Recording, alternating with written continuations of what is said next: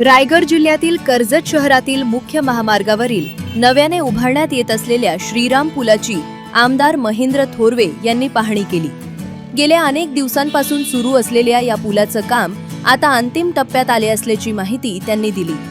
पुलाचे उर्वरित काम युद्ध पातळीवर सुरू असून येत्या 8 दिवसात काम पूर्ण करून हा पूल वाहतुकीसाठी खुला करण्यात येणार असल्याचे आमदार थोरवे यांनी सांगितले।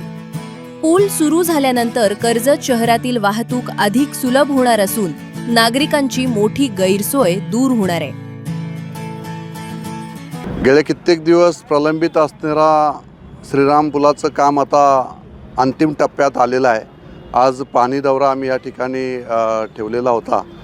त्या दरम्यान आज आता देवांग साहेब आहेत, PWDचे आम्ही सगळे पदाधिकारी या ठिकाणी आहेत। एक 8 दिवसामध्ये उर्वरित काम जे आहे ते या ठिकाणी पूर्ण केलं जाईल आणि त्यानंतर हा लवकरात लवकर हा श्रीराम पूल हा नवीन या वास्तूचं आपण लोकार्पण करून या ठिकाणी जनतेसाठी हा पूल प्रवासासाठी खुला करण्यात येईल। आपण पाहता या पुलाचा आता दोन्ही बाजूला आपण या ठिकाणी पाथवे या ठिकाणी दिलेला आहे जाण्या येण्यासाठी आणि त्यामध्ये जी लाईन आहे या लाईननी आपण त्या ठिकाणी 2 लाईन या ठिकाणी सुरू करण्यात येणार आहेत। मग पलीकडचा जुना ब्रिज असेल आणि नवीन ब्रिज असं दोन्ही ब्रिज या ठिकाणी सुरू झाल्यानंतर जी कर्जतची मेन समस्या आत्तापर्यंत जी या ठिकाणी ट्रॅफिकची होत आहे की हा एक बॉटल त्या ठिकाणी रोड तयार झाल्यामुळे या ठिकाणी मोठी समस्या प्रत्येक वेळेला या ठिकाणी फ्रायडे सॅटर्डे संडे येणारे टुरिस्ट या ठिकाणी मोठ्या प्रमाणात कर्जतला पर्यटक येत असतात आणि त्या दरम्यान मोठी ट्रॅफिक या ठिकाणी समस्या होत असते।